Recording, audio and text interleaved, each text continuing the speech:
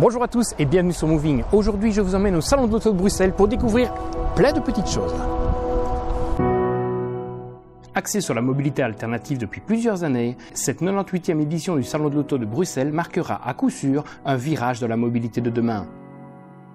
Comme Citroën avec cette C5 Aircross hybride, une hybride rechargeable utilisant une batterie de 13,4 kWh et offrant jusqu'à 50 km d'autonomie WLTP. Alors ici on est sur le stand Citroën pour découvrir un petit concept car, venez voir avec moi.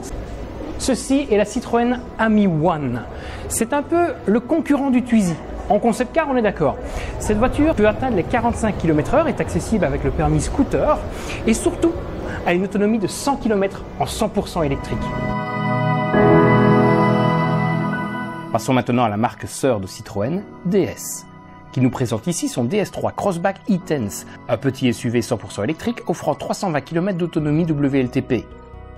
À côté, vous trouverez la DS7 Crossback e-Tense 4x4, un plug-in hybride de 300 chevaux, autorisant 58 km d'autonomie WLTP en 100% électrique.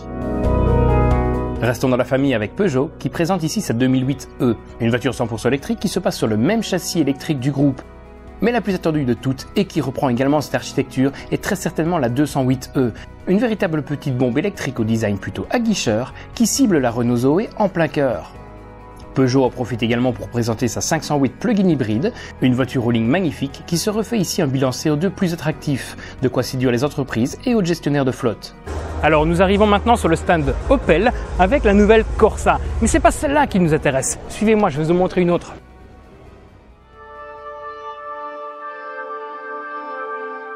Malgré une robe et un intérieur Opel, cette Corsa électrique reprend des dessous 100% français, avec l'architecture PSA que nous venons de voir à plusieurs reprises depuis le début de cette vidéo. L'atout de cette voiture réside dans un prix d'attaque inférieur à 30 000 €, de quoi lui garantir des ventes plus que correctes en venant à nouveau marcher sur les plates-bandes de Renault. On retrouve également l'Opel Grandland X Hybrid 4, clone du DS7 que nous venons de voir. Ici maintenant nous sommes sur le stand Honda avec cette petite voiture pleine de charme, la Honda E. 100% électrique, c'est une toute petite citadine avec beaucoup de charme et je vais vous montrer pourquoi. Venez voir. Avec sa petite citadine, Honda mise principalement sur les villes chic et branchées, avec une voiture offrant plus ou moins 200 km d'autonomie pour un tarif plutôt élevé. Elle se positionne en concurrent direct de la Mini Cooper S électrique et mise sur un intérieur high-tech digne d'un film de science-fiction. Cela suffira-t-il pour s'imposer sur le marché des petites premiums à faible autonomie? Nous le saurons prochainement. Chez Ford, en attendant l'arrivée de la Ford Mach-E 100% électrique, la gamme s'électrifie au travers de voitures hybrides, comme cette nouvelle Ford Puma au design fantastique, mais également au travers de plug-in hybrides, avec la Kuga ou la Grosse Explorer. Chez Kia, on signalera l'arrivée de la X-Ceed et de la Ceed SW en plug-in hybride. Mais l'attraction du stand sera très certainement la e-Soul de seconde génération. Une voiture 100% électrique qui reprend les dessous de la e-Niro et qui offre une autonomie allant jusqu'à 452 km avec la grosse batterie de 64 kWh. Chez Subaru, on abandonne le moteur diesel au profit des moteurs essence avec hybridation légère. Les deux premiers modèles à hériter de cette motorisation e-Boxer sont le XEV et le Forester.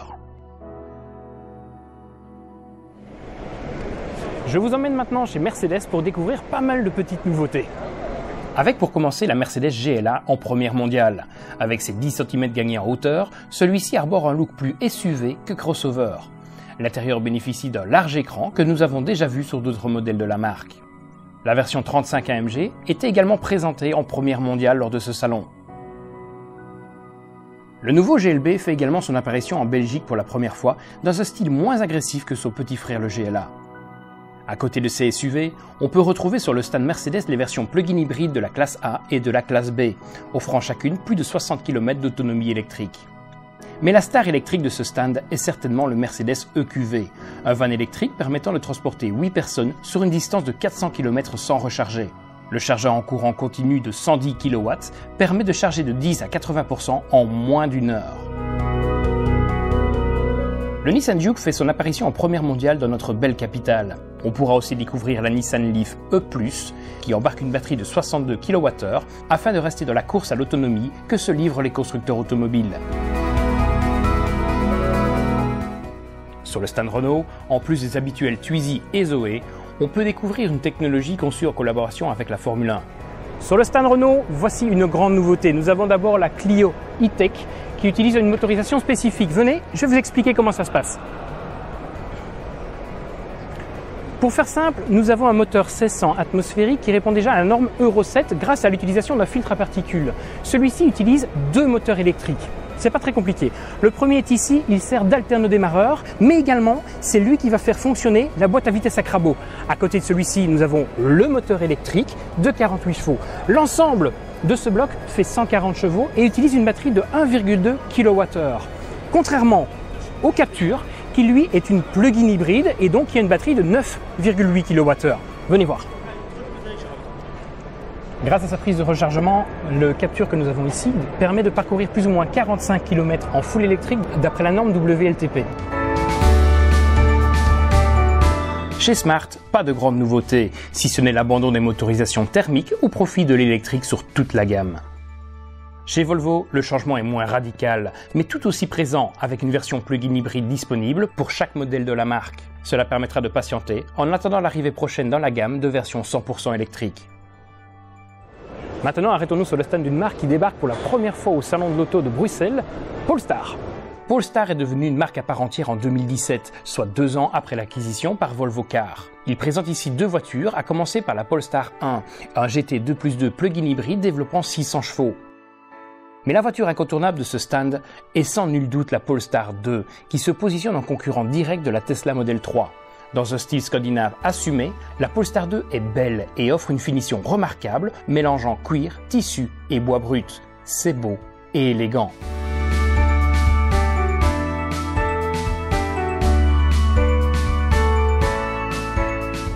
Un autre incontournable du salon sera sans nul doute Tesla, qui amène ici sa Model S, sa Model X, mais surtout sa Model 3. Et la Model 3 est sans nul doute l'attraction de ce salon. Présentée ici dans sa version la plus sportive, elle représente le renouveau de la mobilité et séduit de plus en plus de personnes. Son intérieur épuré n'est pas au goût de tous, mais est devenu iconique de cette voiture. Alors, je ne vous le cache pas, la Tesla Model 3 restera certainement mon gros coup de cœur de ce salon. Pourquoi? Tout simplement parce qu'on a quelque chose de nouveau. On a cette planche de bord complètement épurée et cette voiture, regardez-moi cette ligne extérieure, c'est juste magnifique. C'est magnifique. J'attends qu'une chose, c'est que ma i3 soit trop vieille pour changer.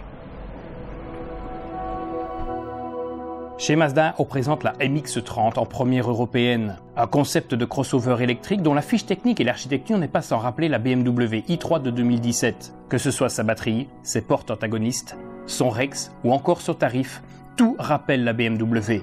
Un pari risqué sur un marché aux parts grandissantes mais toujours restreintes. On retrouve également la Mazda 2 dans la version micro-hybride que je vous proposerai prochainement à l'essai. Chez Jaguar, vous pourrez découvrir la Jaguar I-Pace, que vous connaissez bien si vous suivez la chaîne. Elle est présente ici dans un orange qui lui va plutôt très bien. À côté d'elle se trouve la nouvelle Jaguar F-Type, qui profite d'un petit restyling pour nous présenter ses nouveaux feux.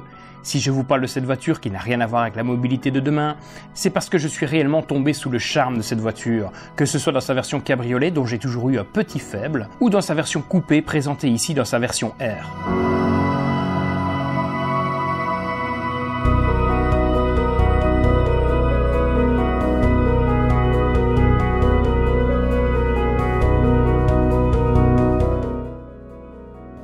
Alors sur le stand Land Rover, nous devions retrouver plusieurs plug-in hybrides dont la Discovery. Mais elles n'y sont pas. Ne cherchez pas, elles n'y sont pas du tout. La marque a décidé que finalement, elle ne viendrait pas, elle serait reportée au mois de mai. Vous pourrez quand même profiter du Defender. Non, pas celui-là. Je veux parler du vrai Defender, dans sa version 3 et 5 portes. Arborant un style classico-moderne, ce baroudeur n'est pas dénué de charme.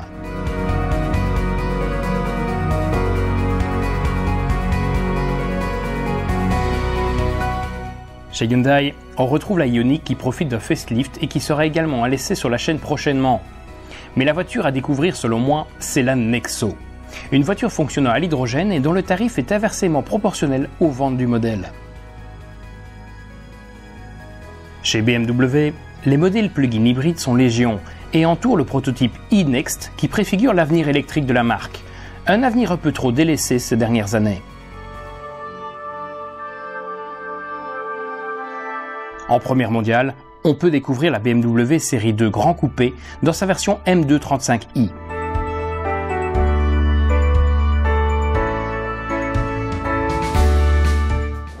Alors maintenant, suivez-moi, nous allons aller voir une voiture que j'attends depuis longtemps. Venez!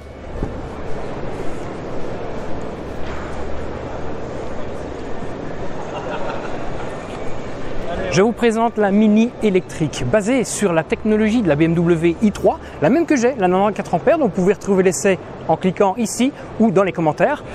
Elle est juste superbe, elle garde ses proportions, elle garde tout ce qu'elle a d'une Mini, avec une batterie en dessous. La seule différence, le châssis, il est quelques centimètres plus haut. Ces centimètres sont le prix à payer pour installer la batterie sous le plancher.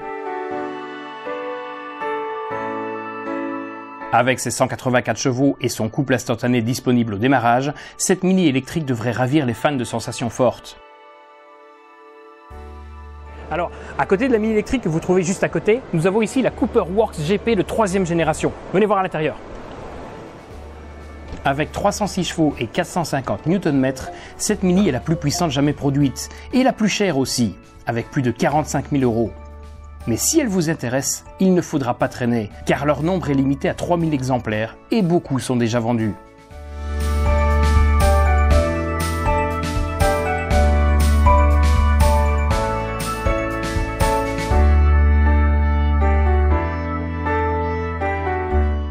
Je suis ici à bord de la Toyota Supra. Enfin, Toyota, il faut le dire vite, parce que celle-ci est basée sur le châssis de la BMW Z4.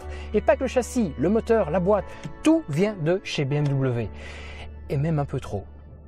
L'électronique et les commandes intérieures de cette Supra sont identiques à celles des BMW récentes, tout comme les systèmes connectés de la voiture. Heureusement, la ligne est propre à Toyota et offre une gueule unique et sauvage à cette voiture.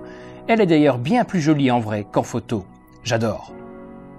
Une autre nouveauté, c'est le CHR, qui nous revient rafraîchi et affublé d'une motorisation de 2 litres et 180 chevaux. On se retrouve maintenant sur le stand VW pour découvrir plusieurs nouveautés, dont la Golf 8, que je vous montre immédiatement.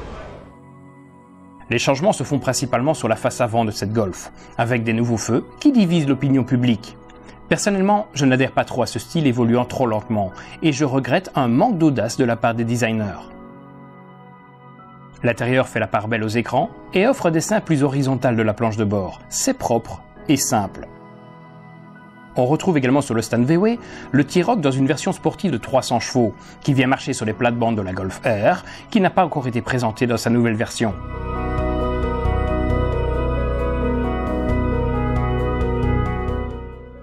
Il y a également la version cabriolet du petit SUV, qui surfe sur la vague lancée par feu l'Evoque Cabriolet.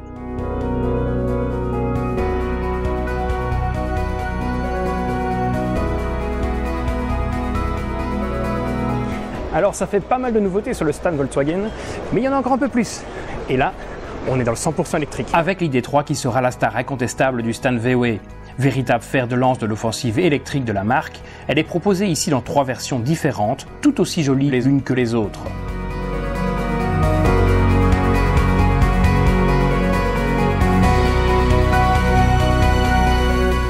Et donc voilà, nous sommes ici maintenant dans la Volkswagen ID3. Cette voiture est quand même pas mal, il faut le reconnaître, parce qu'on annonce cette voiture à moins de 30 000 € pour 150 chevaux et près de 330 km d'autonomie d'après la norme WLTP. Personnellement, je la trouve vraiment bien finie. Il y a juste quelques petits détails, que vous savez que j'aime bien ça, mais tous les plastiques durs qui rappellent plus la Polo que la Golf dans cette voiture qui se veut la nouvelle Golf. Je vous donne en tout cas rendez-vous cette année pour l'essai de cette voiture et je sens qu'on va bien s'amuser. Le stand offre également la possibilité d'admirer l'ID Buggy et l'ID Buzz, 2 concept cars 100% électriques dont la commercialisation n'a pas encore été confirmée pour le moment.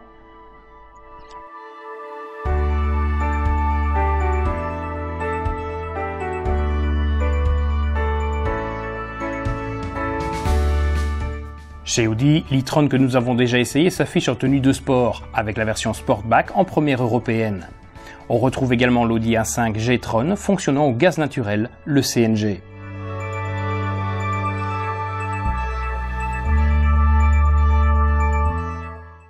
Chez Skoda, la nouveauté est incontestablement l'Octavia de 4e génération. Son dessin est somptueux et la qualité intérieure est digne des plus grandes. Elle pourrait faire rougir une Audi sans problème. Et pour parfaire le tout, elle propose des motorisations micro-hybrides et plug-in hybrides.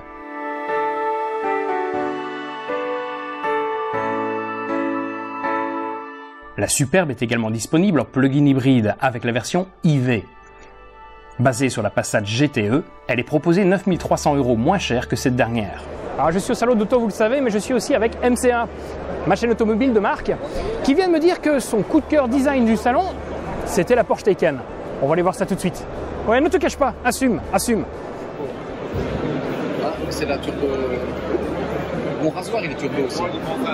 La Porsche Taycan incarne la réponse européenne à l'américaine qu'est la Tesla Model S. Forte d'une image sportive et d'un dessin splendide, la Taycan sait comment plaire et séduira même les plus réticents.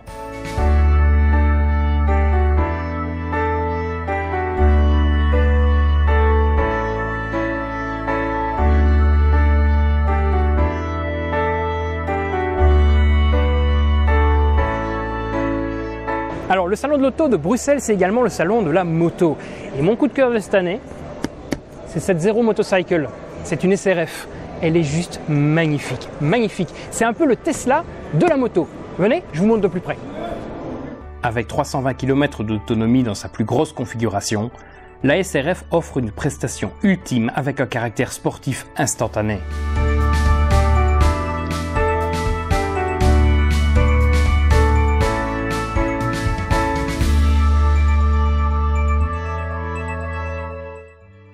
Plus loin, vous pourrez également admirer la belle Harley-Davidson Livewire, une moto électrique de la marque américaine.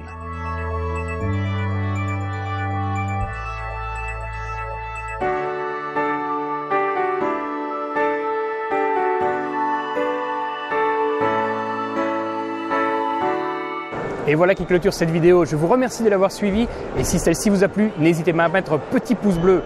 N'hésitez pas non plus à mettre un petit commentaire avec la voiture que vous avez préférée sur ce salon. Je vous dis à bientôt pour une prochaine vidéo. Bye bye!